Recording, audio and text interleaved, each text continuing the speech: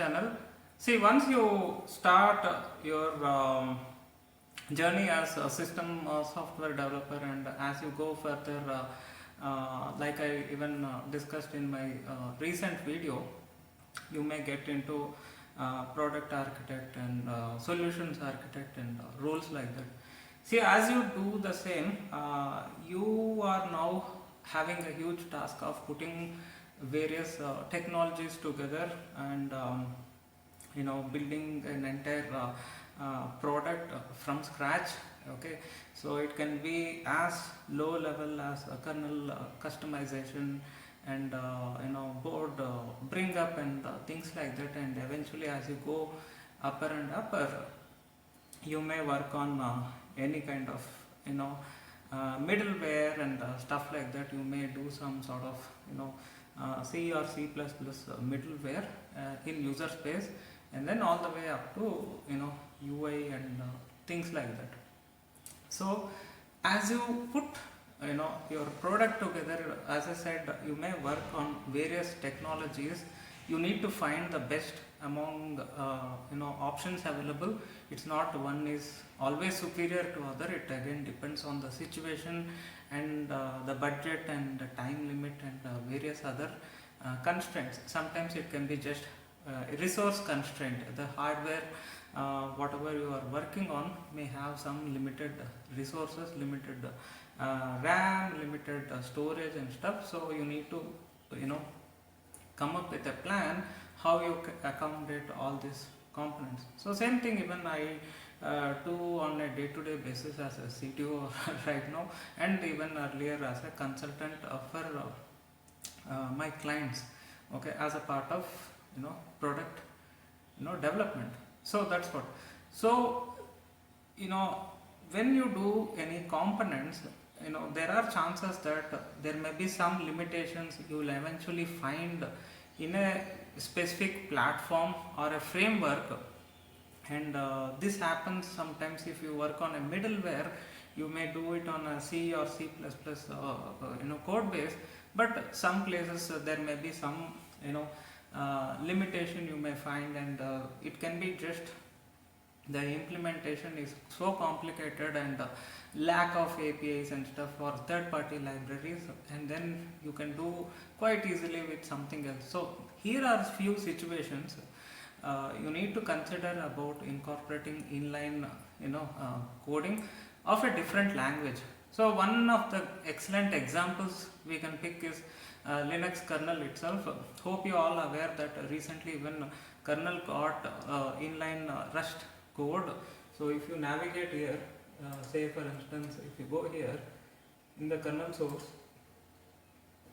you can find recently they added this folder called Rust, and you can see there, and once you go inside they have added all this stuff. So far I never find any time to understand what is the overall idea behind this, and also what they have actually done as a part of inline assembly code. Okay, I'm sorry, inline Rust code within the kernel source.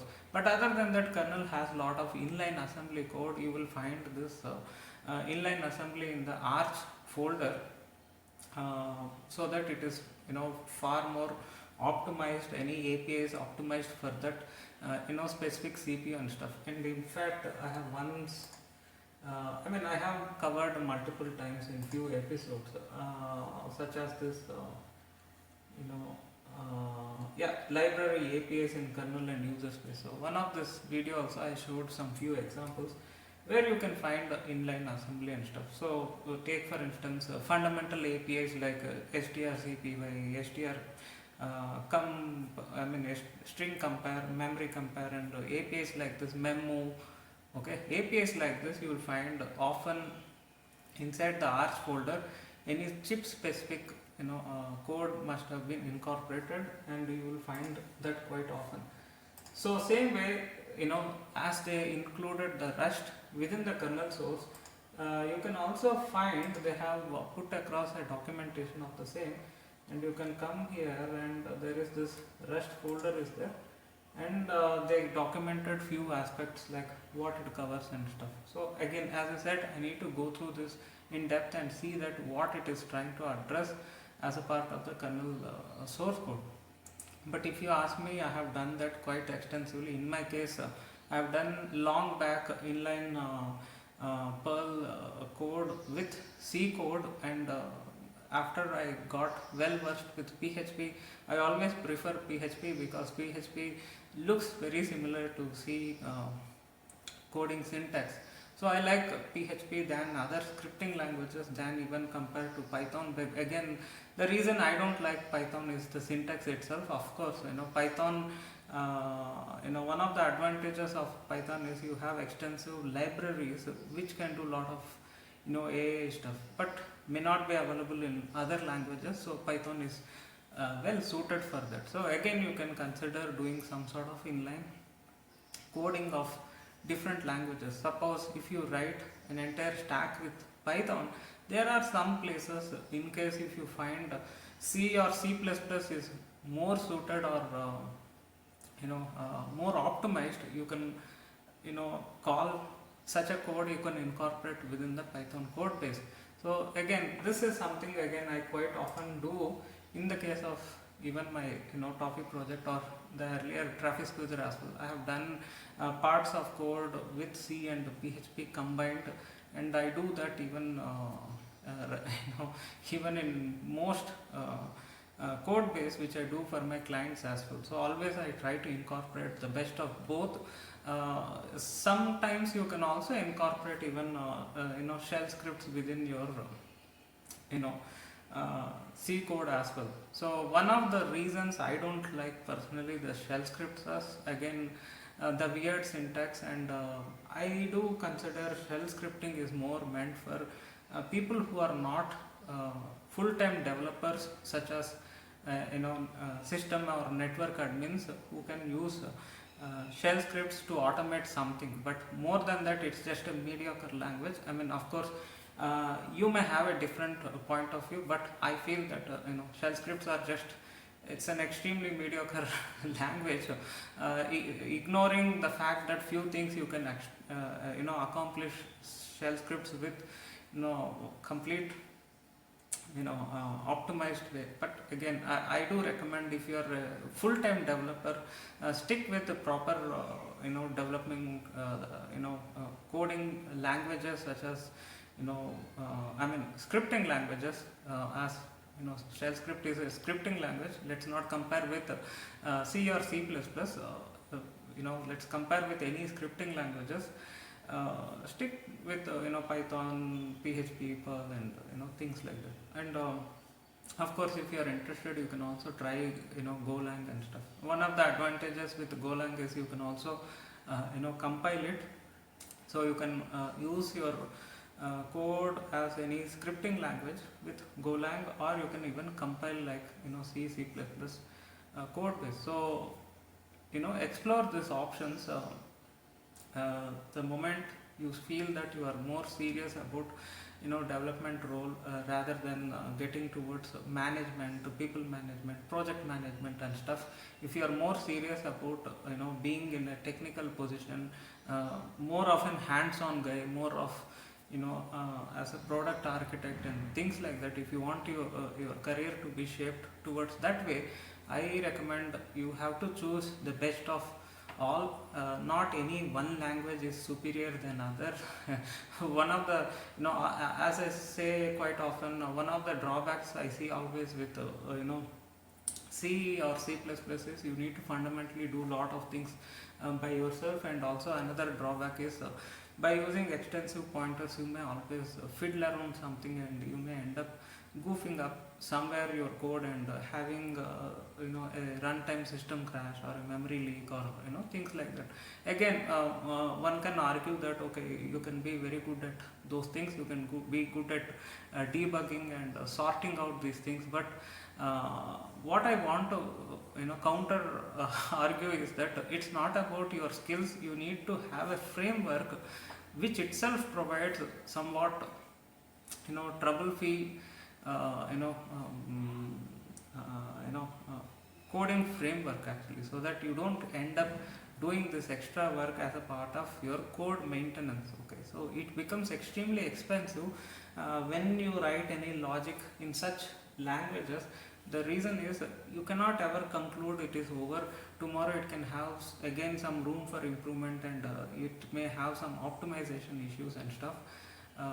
Hence, you need to think those things as well. Sometimes you just don't need any code optimization, runtime optimization. You just need the logic to be working proper and in a well predictable way, and also extremely short turnaround time. See, one of the advantages of using scripting languages, since I am well versed in PHP, I can give an example. Suppose if you write a code in C, if you can write a code for a month, assuming you spend a quality time of 4 to 5 hours a day as an expert level, whatever you achieve for a month, the similar logic you can achieve in a couple of days in PHP. And suppose if you write a C code for a week, similar code you can write in PHP in a couple of hours or just half an hour, okay, something like that. So hence it has excellent turnaround time. I'm not just talking PHP, I'm just giving as example. It can be Python in case if you are an expert in Python, or any other language. So that's what it is. Hence you need to find the best of all. And in kernel, as I say, they use extensive, let's again take this strcpy or memcpy, something like that. And if you go to the source code, you will always find that references of assembly language, okay, x86, something like this. Yeah, as you see here, you can see that inline assembly quite often. And I have also seen people doing inline assembly in user space as well. Again, I am not an expert of doing any inline assembly. Let it be kernel space or user space, I am not good at it. But in case if you are extremely interested, feel free to explore this. Although I have done this experimentation long ago and I was playing around, that is when I was just starting my career, not now. I was just doing some experimentation with this inline assembly code and stuff. But these days I stick with any scripting languages, rarely shell scripts, combination of C and shell scripts, and most of the times a combination of C and PHP when it comes to user space. And you don't believe, sometimes even I combine a kernel code with user space PHP as sort of inline stuff. So sometimes I may pull something if I want from kernel space to user space, do something, and extensively process that. And in case if I want, I can push back again those processed things back to the kernel space if needed. So the reason I'm telling is it depends on the context.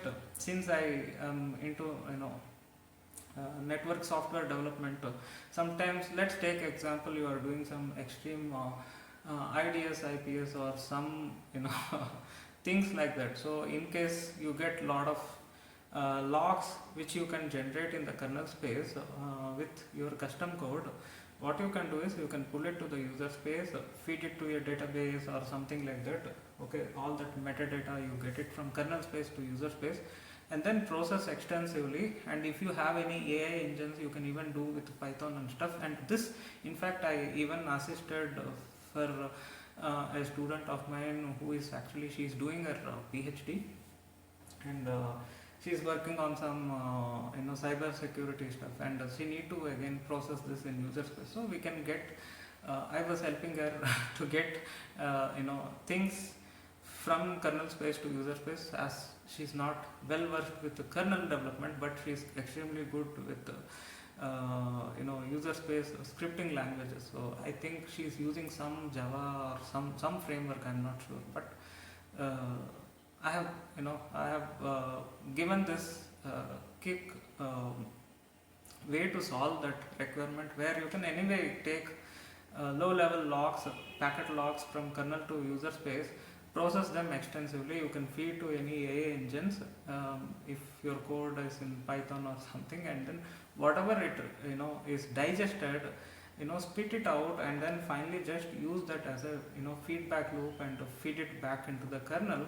to take any decision. Suppose if you are getting any packets in in a layer 2 bridge, or routing context, process them and feed it back into the kernel so that you can do some firewalling and stuff. So things like that, or prevent any cyber security attack or stuff. So this way you can also use user space scripts in tandem with kernel space code. Okay, so of course the flow of data is going to be kernel to user space and from user space to kernel space. So let's just ignore that, but in a way it is like inline programming actually. So that's what. So things like that are possible. As you see here it is done like this in order to optimize, because these things are low level APIs. If they can optimize these low level fundamental APIs, this will be called across in the kernel code millions of times, okay, or hundreds or thousands of times, and each time this API is called, it is made sure that it is highly optimized. So every time if memcpy itself is not optimized, let's imagine using that API you write the whole kernel code base, how the optimization matters. So hundreds of times you may do that memcpy or memcompare or something like that in your kernel code, and if the fundamental API itself is not optimized, think about the whole performance of the kernel actually. Hence it's treated very seriously, and even the same applied applicable for user space as well. So whenever you do user space string copy, string compare, mem copy, things like that, even those things are treated very seriously, because these are fundamental APIs, and if there are any bugs or any optimization issues, it is highly going to impact your runtime performance of your source code, and there is no issue with implementation of your source code. It's just there's an issue in this fundamental API itself. So things like that. Hence as you progress further, explore these options, try incorporating a different language into your mundane programming source, and see whether you can get the best out of it. So if you have anything to discuss, be in touch with me, or if you share any ideas, you can post in YouTube comments. In case you have done such inline coding with a different language, you can share your ideas in YouTube comments as well. So thanks a lot for joining me. Stay tuned. Have a nice day. Bye bye.